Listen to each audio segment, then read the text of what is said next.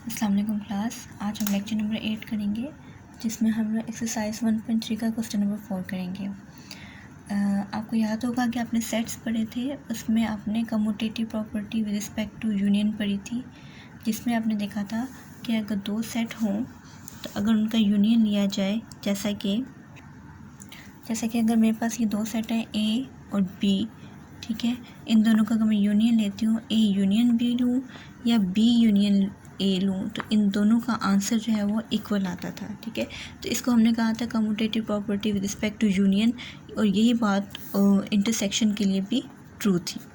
इसी तरह हमने दो नंबर्स के दरमियान देखा था कि दो नंबर्स हैं, जैसे मैंने सपोज 3 और 2 ले लिए, ठीक है, इन दोनों को नंबर्स को मैं ऐड करूं तो 3 + 2 का आंसर भी वही आएगा जो कि 2 + 3 का, यानी अगर इनकी ऑर्डर चेंज कर दें तो इनके आंसर में फ़र्क नहीं पड़ता। तो ये हमारे पास होती है commutative property with respect to addition.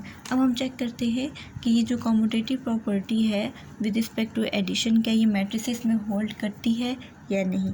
तो ये हमारा जो क्वेश्चन नंबर 4 है, उसमें यही है कि दो मैट्रिसेस हैं m और n। हम ये चेक करना चाहते हैं कि m में n ऐड करें या n में m ऐड करें, तो क्या उनका आंसर सेम आता है या नहीं। ठीक है, तो ये हम शो करेंगे कि इनका आंसर सेम आता है। अब सोल्यूशन में m + n है, तो पहले हम n मैट्रिक्स लिखेंगे।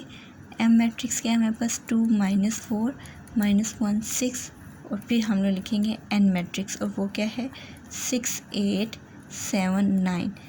अब इनके कोरस्पॉन्डिंग एलिमेंट्स हम लोग ऐड कर लेंगे। 2 में 6 ऐड हो जाएगा, -1 में 7 ऐड हो जाएगा, -4 में 8 और 6 में 9 ऐड हो जाएगा। ठीक है, तो इन सब का जब हम लोग ऐड कर लेंगे तो यह आ जाता है 8 6, यह आ जाता है 4 और यह आ जाता है 15। ठीक है, इस को हम लोग नाम दे देते हैं, 1 का नाम दे देते हैं।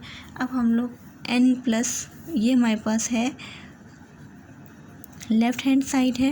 अब हम राइट हैंड साइड लेते हैं, जो कि है हमारे पास n + m। अब हम लोग पहले n सेट मैट्रिक्स लिखेंगे, और फिर दरमियान में प्लस, फिर m मैट्रिक्स लिखेंगे। ठीक है, अब इन दोनों को ऐड करेंगे तो ये आ जाता है 6 + 2 7 - 1 8 - 4 एंड 9 + 6, तो ये आ जाता है 8 4 6 और ये 15। इसको हम लोग कह देते हैं 2। तो आप चेक कर सकते हैं बाय 1 और 2 लेफ़्ट हैंड साइड जो है वो राइट हैंड साइड के इक्वल है। 1 और 2 right hand side is equal to left hand side. ठीक है, तो ये हम कह सकते हैं m + n is equal to n + m। ठीक है, तो हमने यही शो करना था। अब 4th पार्ट है m + n, 2 times of m + n is equal to 2m + 2n। इसके लिए लेफ़्ट हैंड साइड हम पहले लेते हैं, जो कि है 2 टाइम्स ऑफ m + n। तो पहले हमें n + n हमारे पास आएगा कि क्योंकि जो भी चीज़ ब्रैकेट के अंदर होती है इसको पहले सॉल्व करते हैं, इन दोनों की एडिशन आएगी तो जो मैट्रिक्स आएगा उसको हम 2 से मल्टीप्लाई कर देते हैं। तो m + n पहले फाइंड करते हैं। इसके लिए आपके पास पहले मैट्रिक्स m होना चाहिए, जो कि है 2 - 4 - 1 6, फिर है n और वो है 6 8 7 9। इन दोनों को जब आप ऐड करेंगे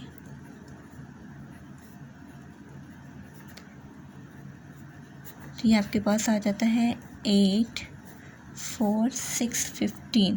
ठीक है, अब हमने 2 times of m + n find करना है, वो क्या आ जाता है, यानी 2 को मल्टीप्लाई कर देना जो भी आपके पास एडिशन वाला मैट्रिक्स आया है। ठीक है, तो ये आ जाता है आपके पास 16 8 12 और ये 30। इसको हम नेम दे देते हैं 1 का।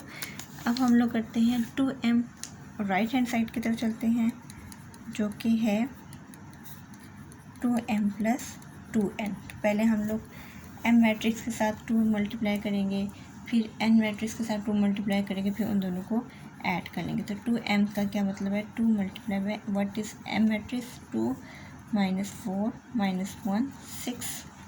तो जब 2 मल्टीप्लाई करेंगे क्या आ जाता है 4 -8 -2 एंड 12। ठीक है, अब 2 एंड कर लेते हैं। What is an matrix? 6 8 7 9। ठीक है, इसके साथ जब हम 2 मल्टीप्लाई करेंगे आ जाता है 12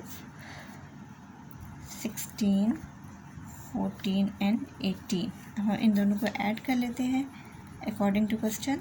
2m + 2n, यह आ जाता है 4 -8 -2 12। यह आ जाता है हमारे पास 12 16 14 और 18। इन सबको ऐड कर लेते हैं, हमारे पास आ जाता है 4 + 12। हमने इन सबको ऐड कर लिया। ठीक है, सिंप्लीफाई किया तो हमारे पास ये आ गया। ठीक है, तो अगर आप चेक करें आपके पास 1 भी यही था और आपके पास 2 भी यही आ गया। ठीक है, तो फ्रॉम 1 and 2 या बाय 1 and 2 आपके पास क्या आ गया 2 times m + n is equal to 2m + 2n। तो यही आपने शो करना था।